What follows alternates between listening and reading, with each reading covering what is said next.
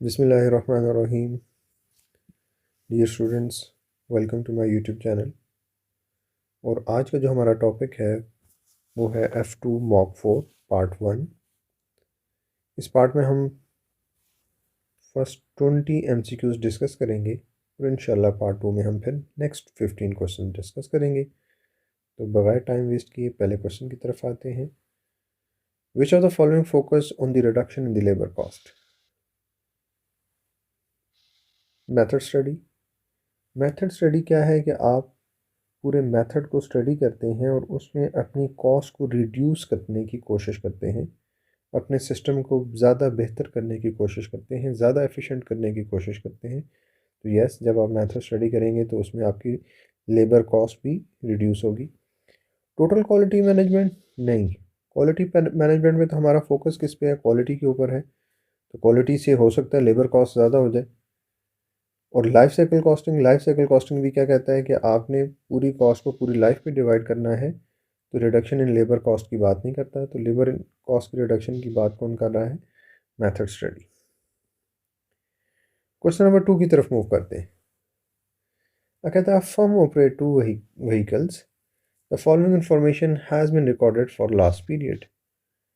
Vehicle 1 V1 and V2, distance travel in kilometers 3000 and 1000, amount carried in tons 12 tons and 18 tons। Total cost कितनी है? 52,800 divided by जितने भी आपके ton पर kilometre हैं। तो कॉस्ट टन पर किलोमीटर कैसे निकलेंगे? आप इन दोनों को मल्टीप्लाई करें, इट्स 12,000 एंड 3,000 को जब आप 18 से मल्टीप्लाई करेंगे तो आपके पास क्या आएगा? आप कैलकुलेटर ले सकते हैं, इतने में मैं भी कैलकुलेट कर लेता हूँ। 3,000 multiply by 18, it's 54,000. So 54 plus 12, it's 66,000.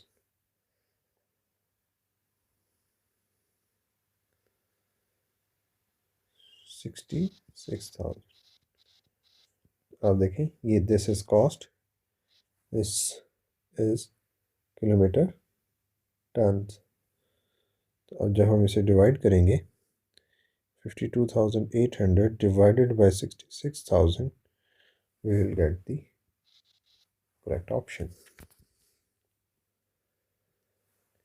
Next move करते हैं क्वेश्चन नंबर 3 की तरफ। कहता है अल्फा बीटा को uses a costing system which separates total overhead cost into cost pools and charge overhead product by allocating the cost on the basis of cost drivers। तो cost driver की basis पे allocate करना is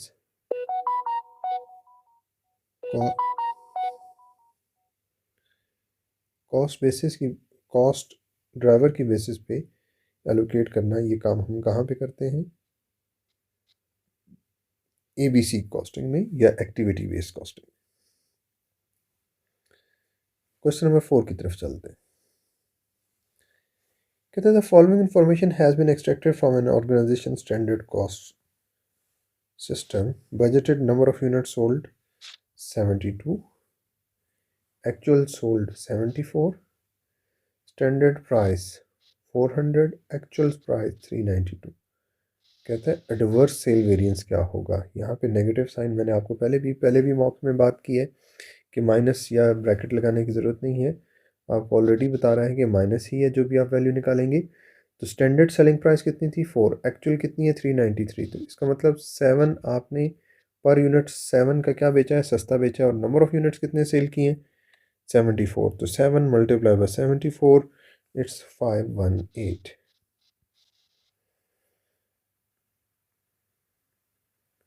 next move करते हैं जी question number 5 की तरफ। कहता है manufacture recover production overheads using absorption rate of 10 पर labour our. these are labor hour, तो 400 multiply by 10, ये क्या आ गई? Production overheads. Administration overheads are 15% of full production cost. ठीक है। Direct labour is paid 8 per hour. तो अगर हम यहाँ से मटेरियल निकाल लें, मटेरियल की कॉस्ट कितनी है 2000, लेबर की कॉस्ट कितनी है multiply by 8।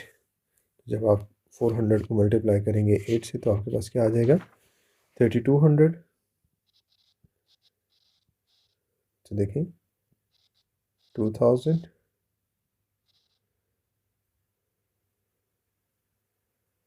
Plus 3200 it's 5200 plus production overheads जो कि 4000 थे, ये कितना आ गया 9200। उसने कहा है एडमिनिस्ट्रेशन ओवरहेड्स कितनी है 15%। अब आप इसका 15% ले लें, 9200 का 15% ले लें,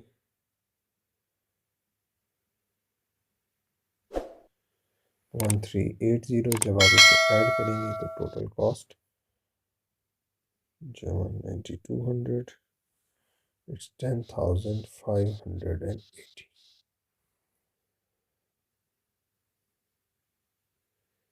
Question number 6. In which of the following situation would a flexible budgets be useful?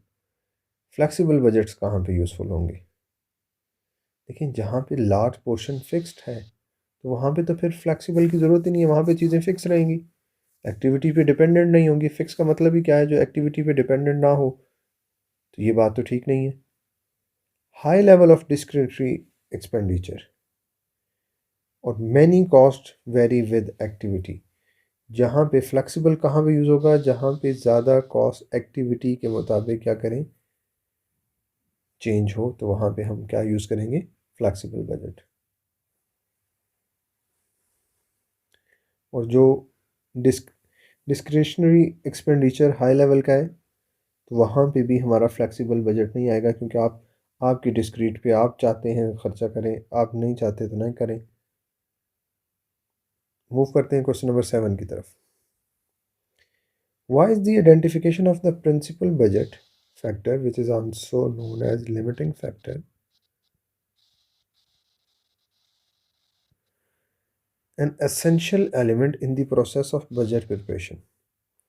It determines the choice of who chairs the board budget committee। अजीब सी बात कर रहा है, असल में उसने इसको इससे लिंक करने की कोशिश की है कि आपको पता चले प्रिंसिपल बजट फैक्टर। अगर किसी को नहीं पता कि लिमिटिंग फैक्टर को कहते हैं तो वो बजट कमेटी और इस साइड भी जा सकता है। It is the main objective of the organisation, no. It determine which budget should be prepared first, yes. Limiting factor बताता है ना कि पहले क्या बनाएं, जहाँ पे कंट्रीब्यूशन पर लिमिटिंग फैक्टर ज़्यादा होगा वो आपने बनाना होगा। It determine when the budget manual is prepared, no. तो पहले 7 हमारे क्वेश्चंस अटेम्प्ट हो चुके हैं। नेक्स्ट मूव करते हैं क्वेश्चन नंबर 8 की तरफ। कहता है business uses 65,000 units of an item every year and works for 52 weeks per year. There is a delay of 3 weeks between placing an order for the item and receiving it. How should be set as a reorder level to ensure that inventory arrives just as it is needed? तो देखिए हमने क्या पढ़ा हुआ है, maximum usages into maximum lead time. तो हमारी total usage कितनी है 65,000 की। तो 65,000 तो पूरे साल की है। पर वीक कितनी है, अगर मैं इसे डिवाइड कर दूं 52 से तो पर वीक मेरी यूजेज है 1250। और मैं ऑर्डर करता हूं तो कितने दिनों में, कितने वीक्स में मिल जाता है 3 वीक्स। तो मल्टीप्लाई बाय 3। इसका मतलब जब भी मेरा लेवल 3750 पे जाएगा मैं नया ऑर्डर प्लेस कर दूंगा। वो ऑर्डर क्या होगा वो हम EOQ से फाइंड कर लेंगे। तो इट्स 3750। नेक्स्ट चलते हैं जी क्वेश्चन नंबर 9 की तरफ। Which two of the following statement about cost classifications are correct? Prime cost is direct, material, direct labor, direct expense। यहाँ तक बात करता तो मैं इसे ट्रू कर देता। Plus variable production overheads, overheads नहीं आते इसमें। Prime cost means all direct, तो ओवरहेड्स आर इनडायरेक्ट। तो ये बात तो गलत हो गई। और देखें विच टू की बात की जा रही है। Total production cost is production cost plus production overheads. तो देखो फिक्स हैं जो भी हैं किससे रिलेटेड, प्रोडक्शन तो total production, this statement is true. Cost can be classified by function into fixed, variable, semi-variable और step fixed। ये क्या है, ये बिहेवियर है भाई, फिक्स्ड रहना, वेरी करना, सेमी वेरिएबल होना, step fix cost, these are all behavioural classification. अगर अब बाकी नहीं है तो डी ऑप्शन तो होगा। चलें देख लेते हैं डी है तो सही। कैसे है, administration cost, selling cost, distribution cost, finance cost, all are non-production cost. Yes, this is also true. So it's B and D are the correct option. Question number 10 पे आ जाए। कहते हैं T को uses component Y at a rate of 200 per month. We need to find EOQ. तो सबसे पहले हमें annual demand चाहिए। 200 multiplied by 12, what is annual demand? 2400. Purchase price is 5. Cost of placing CO is 10. Holding 20% of purchase price means 5 का 20%, which is 1 I guess. So what's the formula? It's 2CO into D divided by CH under root। आपके पास calculator है, calculate करें, यहाँ पे लिखें, तो section comment section में भी लिख सकते हैं, बहरहाल वहाँ लिखने का फ़ायदा नहीं होगा, यहीं पे लिखें। Question number 11। William is involved in the conduct of an audit. He has been instructed to test every 20th revenue item recorded after a random start. This is the example of systematic sampling कि आप कोई भी x number के बाद एक systematic way में sample को select कर रहे हैं, तो इसको हम सिस्टमैटिक सैम्पलिंग करेंगे। So question number 12। In less than 12 minutes हम क्वेश्चन नंबर 12 पे हैं। Traceable residual income for a division is being calculated. The following information is available. Head office require a return of 10% for division. Properties specifically relating to the division which are managed by head office are these। मतलब ये कौन manage कर रहा है, head office. Other assets are controlled by the division, तो control कितना कर रहा है डिवीजन, 400। कहता है बताएं इम्प्यूटेड इंटरेस्ट क्या होगा जब हम रेजिडुअल इनकम फाइंड करते हैं। तो रेजिडुअल इनकम में हम कैसे फाइंड करते थे, जो प्रॉफिट है कंट्रोलेबल प्रॉफिट माइनस जो आपका नोशनल इंटरेस्ट है। तो नोशनल इंटरेस्ट किस पे आएगा, जो कंट्रोलेबल है, तो 400 का कितना percent, 10%, which is 40,000।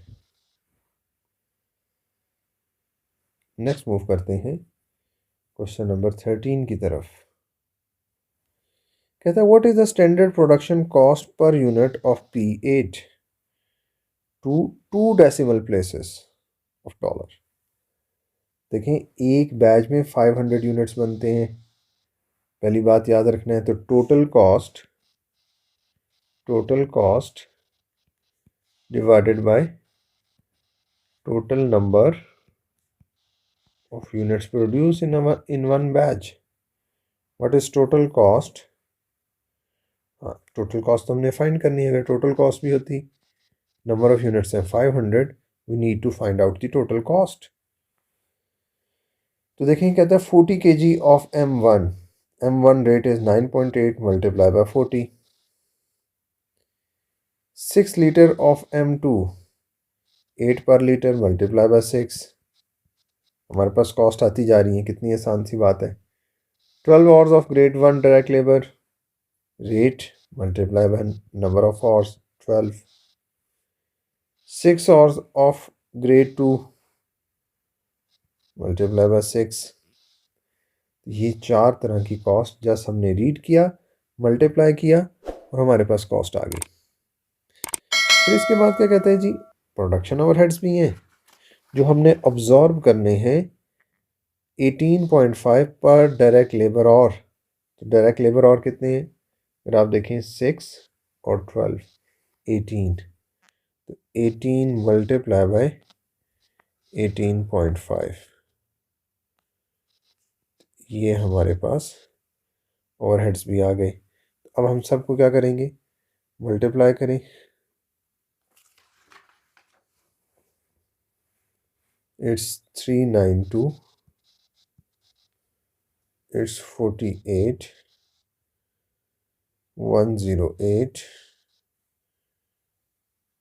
72 and it's 333। अब इन सब को जब हम ऐड करेंगे 1 2 3 4 5, तो हमारे पास टोटल कॉस्ट आ जाएगी। टोटल कॉस्ट डिवाइडेड बाय 500, हम उसे 2 डेसिमल में आंसर रिकॉर्ड कर देंगे। इतना सा काम मुझे उम्मीद है कि आप F2 के स्टूडेंट हैं, इतना सा काम आप ज़रूर कर सकते हैं।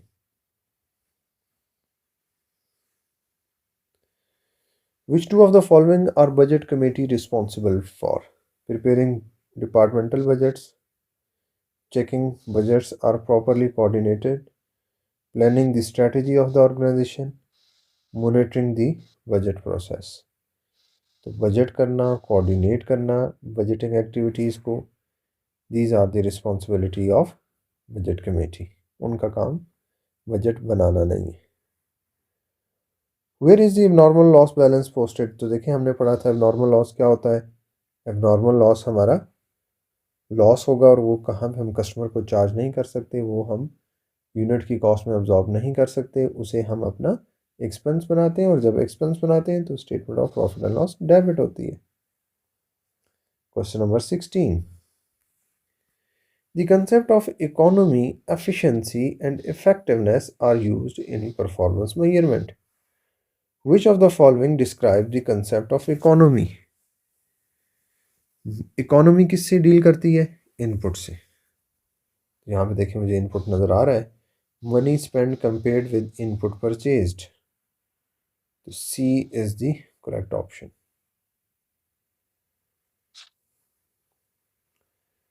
Question number 17, which of the following statement relating to management accounting and financial accounting is are correct?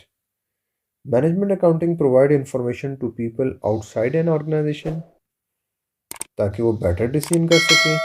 तो नो, आउटसाइडर्स के लिए नहीं होती, वो फाइनेंशियल अकाउंटिंग होती है। Financial accounting provide information to facilitate the production of annual accounts.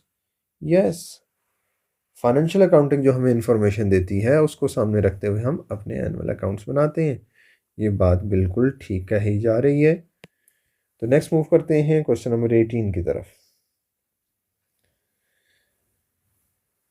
क्या कहते हैं जी, C company absorb admin overheads at a rate of 10% of the cost of sale. तो आपने कितने अब्जॉर्ब किए होंगे, इसका 10%,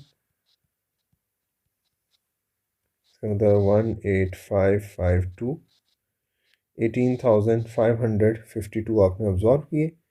बट एक्चुअल ओवरहेड्स कितने ज़्यादा हुए। इसका मतलब क्या है, आपने अब्जॉर्ब क्या किए हैं, कम किए हैं।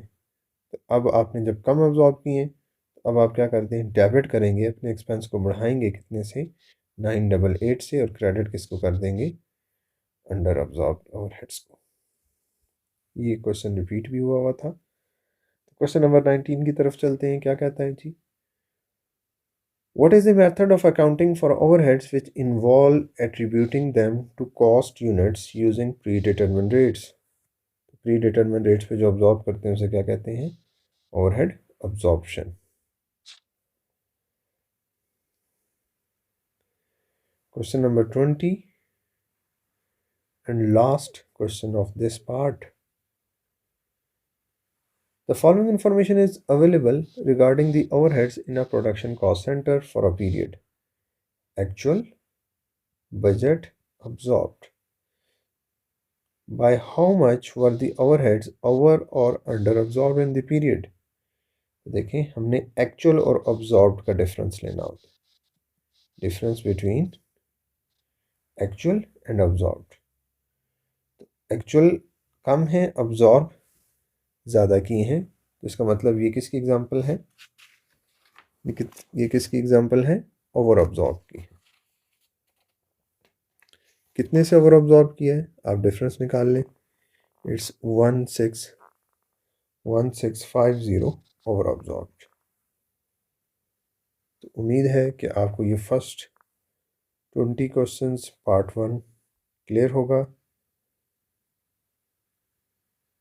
दुआ में याद रखें। इंशाल्लाह अगला पार्ट हम क्वेश्चन नंबर 21 से स्टार्ट करेंगे। अल्लाह हाफ़िज़।